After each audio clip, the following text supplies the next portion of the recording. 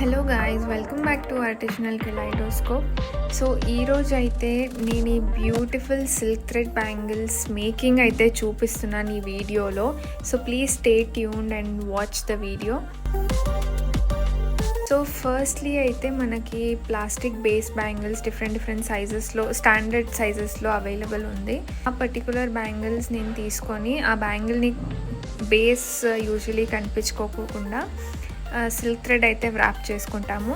So ఈ particular 4 cut బ్యాంగిల్కి నేనైతే 20 to 25 స్ట్రాండ్స్ తీసుకున్నాను. ఎగ్జాక్ట్గా గుర్తులేదు ఎన్ని స్ట్రాండ్స్ అనేది, నేనైతే యూజువలీ అలా కౌంట్ పెట్టుకోను.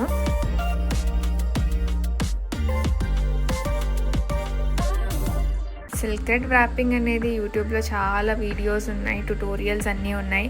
నేను కూడా యూట్యూబ్ చూసే నేర్చుకున్నాను సిల్క్ థ్రెడ్ బ్యాంగిల్స్ వ్రాపింగ్ అనేది. ఈ వ్రాపింగ్ చాలా టైం తీసుకుంటుంది, కానీ ఎంత ఓపిక్గా చేస్తే అంత బ్యూటిఫుల్ స్మూత్ ఫినిష్ అయితే వస్తుంది.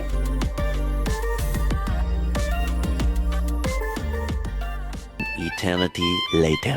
సో ఫైనలీ వ్రాపింగ్ అంతా అయిన తర్వాత థ్రెడ్ని నేను టైట్గా పట్టుకొని గ్లూ పెట్టి ఇలా ప్రెస్ చేస్తాను. నాకు అప్పుడు ఒక లైన్ అయితే వస్తుంది.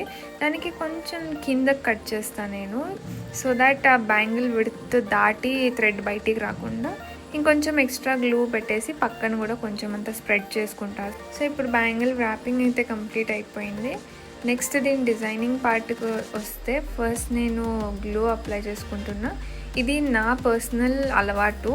నేనైతే యూజువలీ హాఫ్ బ్యాంగిల్ కానీ ఫుల్ బ్యాంగిల్ కానీ గ్లూ పెట్టుకుంటాను, ఎందుకంటే కొంచెం గ్లూ డ్రై అయితే ఎక్కువ స్టిక్కీ అవుతుందని. ఎప్పుడైతే స్టిక్ పెన్తో స్టిక్ చేస్తామో అప్పుడు దానికే ఖర్చుకొని వెనక్కి రాకోకుండా బ్యాంగిల్ మీద నీట్గా కూర్చుంటుంది. అందుకని చెప్పి ఈ ప్రాక్టీస్. సో ఈ డిజైనింగ్ అయితే 4x4 గోల్డ్ కుందన్స్ ప్లస్ కడ్దానా బీడ్స్. ఇవి కడ్దానా బీడ్స్ అంటారు, ట్యూబ్ బీడ్స్ అంటారు. సో వాటిని ఆల్టర్నేటివ్గా ప్లేస్ చేసుకుంటున్నాను.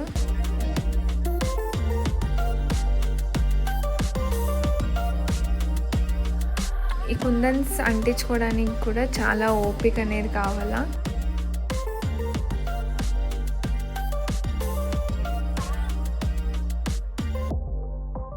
6.5 hours. సో ఒకసారి కుందన్స్ అన్నీ అంటించేసుకున్న తర్వాత వాటిని లాస్ట్ ఒకసారి నేను అడ్జస్ట్ చేసుకుంటున్నాను.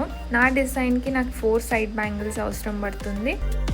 Coming to the main bangle design, నేనైతే 2 కట్ ఫ్లాట్ బ్యాంగిల్ తీసుకున్నాను. దానికి పర్పుల్ కలర్ థ్రెడ్ని వ్రాప్ చేసుకున్నాను, ఎందుకంటే నేను పర్పుల్ కలర్ కుందన్స్తో వర్క్ చేస్తాను కాబట్టి.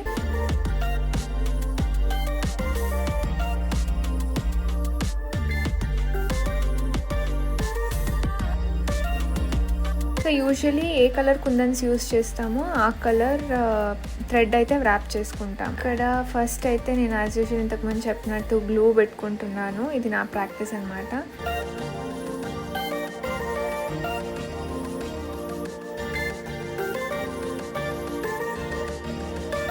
ఇదేంది మొత్తం ఇంత గ్లూ పెడుతుంది అని అనుకోకండి.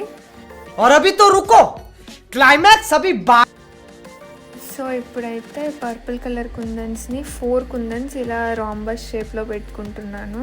ఈ డిజైన్ నేను ఫస్ట్ టైం ట్రై చేస్తున్నాను. చూసినప్పుడు చాలా ఈజీగా అనిపించింది, కానీ నేను పర్సనలీ ఈ డిజైన్ ట్రై చేస్తున్నప్పుడు నాకు అనిపించింది ఓ ఇది ఇంత కష్టమా అని. కానీ స్టార్టింగ్ మాత్రం ఇంత కష్టపడినాను, తర్వాత కుందన్స్ అంటించేటప్పుడు అంత కష్టం అనిపించలేదు. మరి స్టార్టింగ్లో ఎందుకో అంత ట్రబుల్ ఫేస్ చేశాను. మేబీ నేను గ్లూ డ్రై అవ్వడానికి వదలలేదేమో, అంత టైం ఇవ్వలేదు గ్లూ డ్రై అవ్వడానికి. సో గ్లూ పెట్టిన వెంటనే కుందన్స్ అంటించడం స్టార్ట్ చేసిన, అందుకే ఇది ఇలా జారిపోతుంది. ఏమైనా కొంచెం ప్రెషర్ కుందన్స్ మీద అప్లై అవుతే పక్కకు జరిగిపోతున్నాయి. సో ఇందుకే యూజువలీ కొంచెం గ్లూని డ్రై అవ్వనిస్తే మనం పెట్టిన పొజిషన్లో అట్లే ఉంటుంది.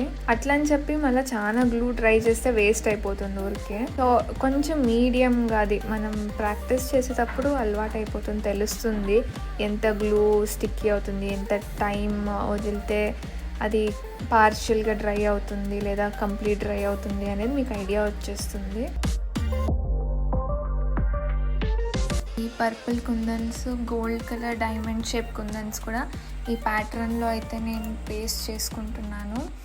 సో మీరు ఈ వీడియోలో చూసినట్టయితే గమ్ము మొత్తం ఇలా బయటికి వస్తూ ఉంది. చూడడానికి కొంచెం బాగా అనిపించకపోవచ్చు, కాకపోతే దీనికి ఉన్న ఒక అడ్వాంటేజ్ ఏమంటే నేను ఎందుకు ఇంత అమౌంట్ ఆఫ్ గ్లూ పెట్టినానంటే, సో ఇది డ్రై అయిన తర్వాత గ్లూ బయట కూడా కొంచెం అట్లే డ్రై అవుతుంది అనమాట. ఆ కుందన్ షేప్లో అది ఫుల్ ఇట్లా స్ట్రక్చర్డ్ లాగా ఉంటుంది.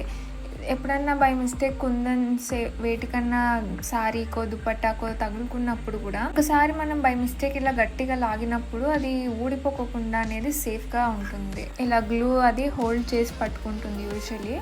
సో అదొక అడ్వాంటేజ్ అనమాట. గ్లూ ఇంత బయటికి వచ్చేస్తూ ఉంది అని ఏం బాధపడాల్సిన అవసరం లేదు.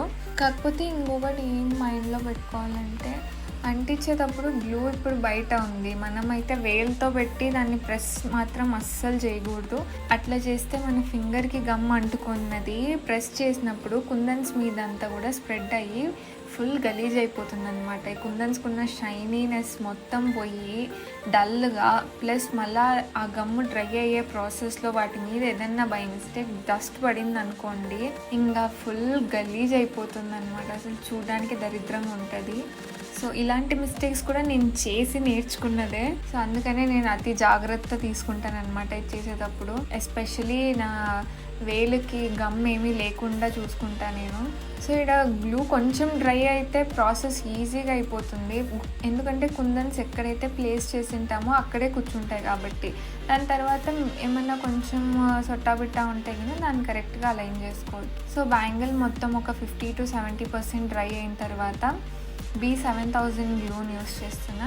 ఇది ఎందుకు డిఫరెంట్ గ్లూ అంటే, కుందన్ పైన మనం ఇంకో కుందన్ని స్టిక్ చేసుకుంటాం కదా, ఈ గ్లూ అయితే స్ట్రాంగ్గా ఉంటుంది, ప్లస్ మనం పెట్టిన వెంటనే తొందర డ్రై అయిపోతుంది అనమాట. ఫ్యాబ్రిక్ గ్లూ అయితే కొంచెం టైం పడుతుంది, సో జారిపోయే ఛాన్స్ ఉంటుంది.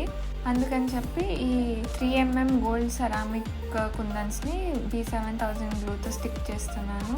ఈ బ్యాంగిల్కి చిన్న కుందన్స్ పెట్టిన తర్వాతే ఎంత అందం వచ్చిందో. నాకైతే చాలా బాగా అనిపిస్తూ ఉంది బ్యాంగిల్ చూస్తుంటే.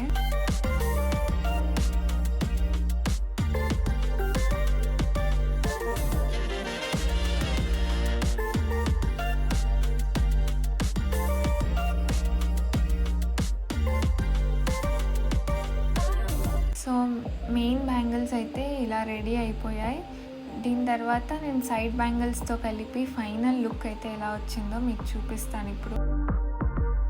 So this is the final look. ఎంత బ్యూటిఫుల్గా ఉన్నాయో, నా కళ్ళు తిప్పుకోవాలని అనిపించట్లేదు, వీటిని చూస్తూనే ఉండిపోవాలనిపిస్తుంది. Thank you so much for watching. మీకు ఈ వీడియో నచ్చినట్టయితే ప్లీజ్ లైక్ చేయండి, షేర్ చేయండి, నా ఛానల్ని సబ్స్క్రైబ్ చేసుకోవడం మాత్రం మర్చిపోకండి.